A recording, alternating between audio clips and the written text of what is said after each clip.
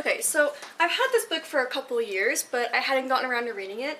But I've got some extra time right now, with the government almost being shut down, so I figured I would read a little bit, and the foreword really it's a... I'll just read it. It's Democracy Awakening, Notes on the State of America by Heather Cox Richardson. And the foreword has a real hook, especially for today, January 26th, 2026. America is at a crossroads. A country that once stood as the global symbol of democracy has been teetering on the brink of authoritarianism. How did this happen? Is the fall of democracy in the United States inevitable? And if not, how can we reclaim our democratic principles? This crisis in American democracy crept up on many of us. For generations of Americans, grainy news footage from World War II, showing row upon row of Nazi soldiers goose-stepping in military parades, tricked us into thinking that the Adolf Hitlers of the world arrive at the head of giant armies. So long as we didn't see tanks in our streets, we imagined that democracy was secure.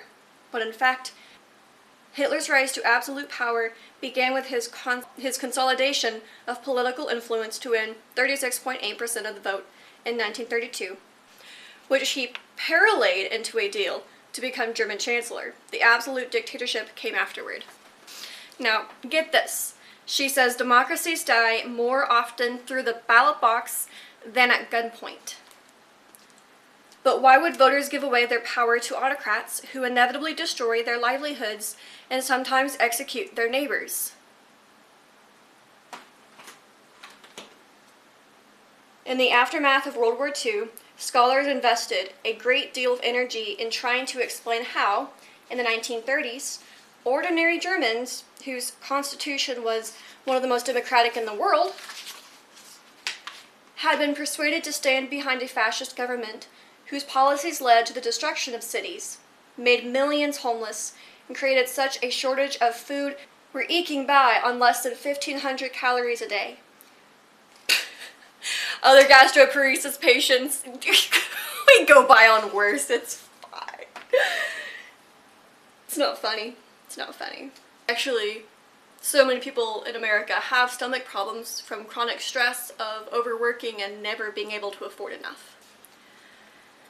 It wasn't the fact that we were never satisfied, it was that we could never get enough of the basic needs. That government also ultimately murdered 6 million Jews and millions more Slavs, Roma, sexual minorities, disabled individuals, and dissenters. Eek. Social scientists noted that the economic and political instability in Germany after World War I was crucial for Hitler's rise. Now, a lot of us already know that, if you look at basic history or civics classes. But it took writers, philosophers, and historians to explain how authoritarians like Hitler harnessed societal instability into their own service. The key to the rise of authoritarians, they explained, is in their use of language and false history. Kind of like how they're saying Alex was a terrorist and we shouldn't believe our eyes, we should only believe what they tell us to believe. Authoritarians rise when economic, social, political, or religious change makes members of a formerly powerful group feel as if they have been left behind, like the Great Replacement theory. Their frustration makes them vulnerable to leaders who promise to make them dominant again. A strong man downplays the real conditions that have created their problems and tells them that the only reason they have been disposed is that enemies have cheated them of power. Such leaders undermine existing power structures, and as they collapse, people previously apathetic about politics turn into activists, not necessarily expecting a better life, but seeing themselves as heroes reclaiming the country. Leaders don't try to persuade people to support real solutions, but instead reinforce their followers' fantasy, self-image, and organize them into a mass movement. Once people internalize their leaders' propaganda, it doesn't matter when pieces of it are proven to be lies, because it has become central to their identity. And it's really hard to chip away at someone with spears of truth when they have turned themselves into the false identity. As a strong man becomes more and more destructive, followers' loyalty only increases. Having begun to treat their perceived enemies badly, they need to believe their victims deserve it. Like the little 5-year-old Liam. People think that he deserves to be in a cage right now. Which, if the argument for him and his father being in a cage is that his father is a criminal, why is his father in a children's / family facility? Anyway, I can't argue because at this point, people are too far stuck in their ways.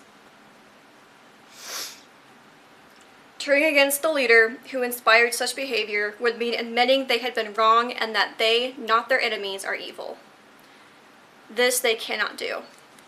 Kind of like the lady who gave me the bird when I was holding up a picture of Renee and saying, "God bless you." She got really mad when I said that. Having forged a dedicated following, a strong man warps history to galvanize his base into an authoritarian movement. He insists that his policies, which opponents loathe, simply follow establishment, natural, or religious rules his enemies have abandoned.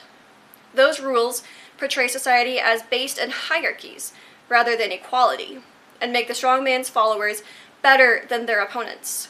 Following those traditional rules creates a clear path for a nation and can only lead to a good outcome. Failing to follow them will lead to terrible consequences.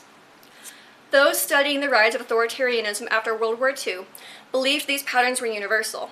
Yet, scholars in the United States noted that while countries around the world were falling to authoritarianism in the 1930s, the United States, sailing between the siren songs of fascism on one side and communism on the other, had somehow avoided destruction. This was no small thing.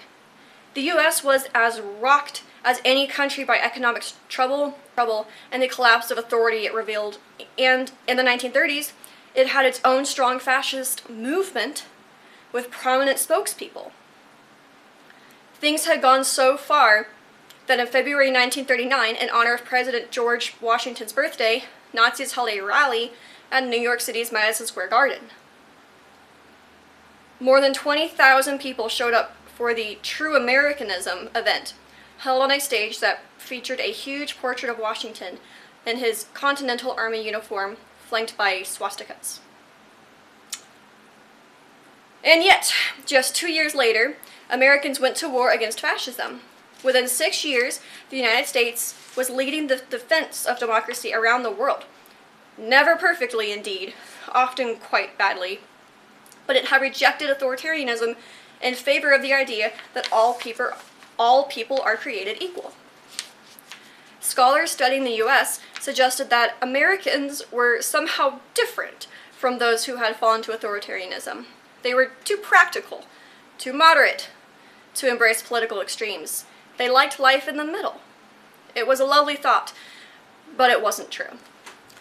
America took a different course in the 1930s, not because Americans were immune to authoritarianism, but because they rallied around the language of human self-determination embodied in the Declaration of Independence.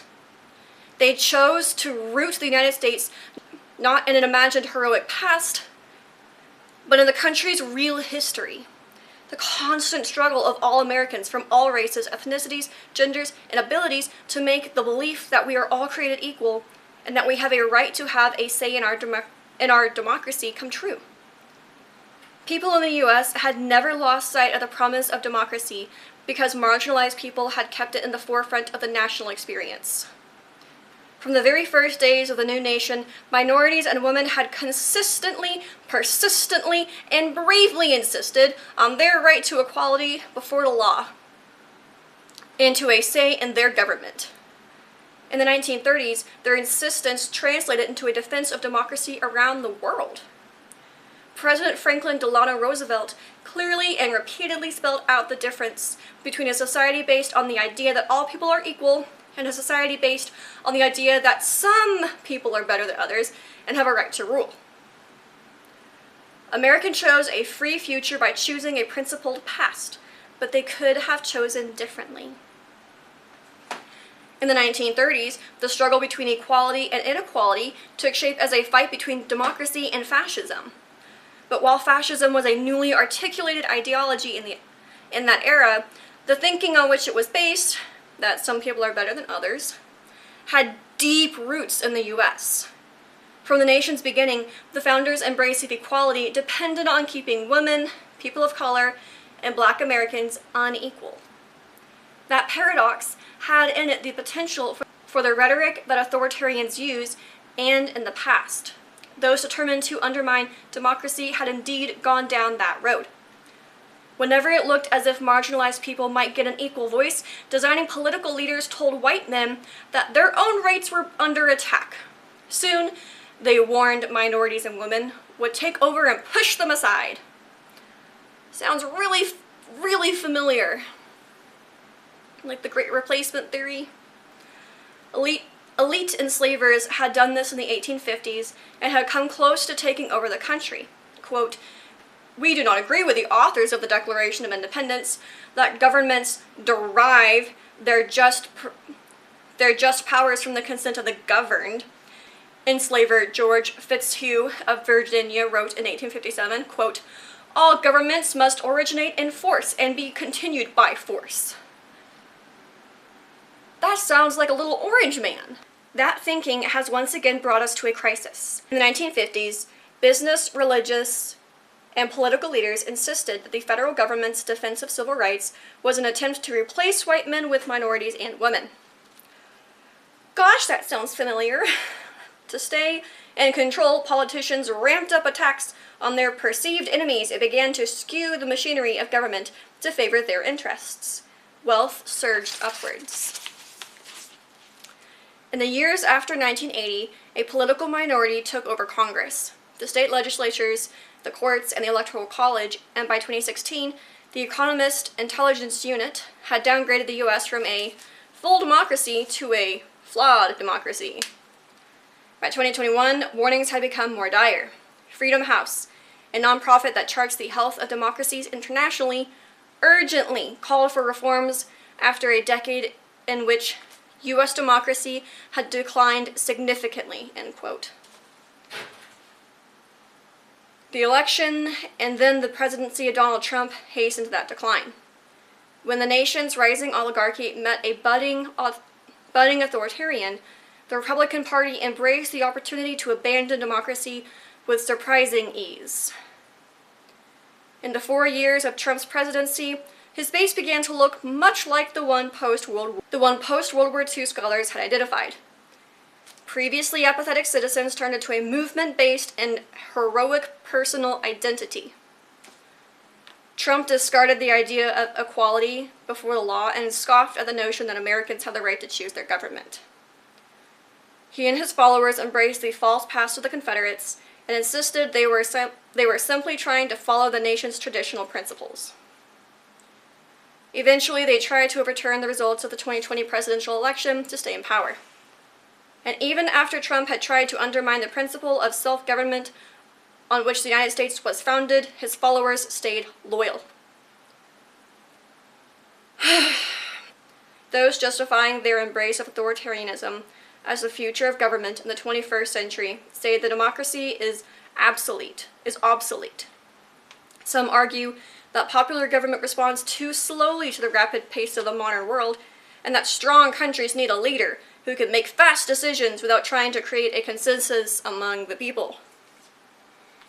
Like trying to steal Greenland. Critics of liberal democracy say that it is focused on individual rights, undermines the traditional values that hold societies together. values like religion and ethnic or racial similarities. Religious extremists in the US have tried to tie their destruction of democracy into our history by insisting that the founders believed that citizens must be virtuous and that religion alone can create virtue. By this line of thought, imposing religious values on our country is exactly what the founders intended. I don't buy it. The concept that humans have the right to determine their own fate remains as true today as it was when the founders put that statement into the Declaration of Independence.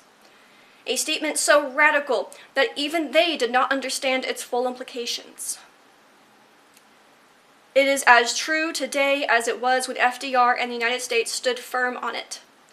With today's increasingly connected global world, and even now more since Trump is destroying the old world order, that concept is even more important now than it was when our founders declared that no one had an inherent right to rule over anyone else, that we are all created equal, and that we have a right to consent to our government.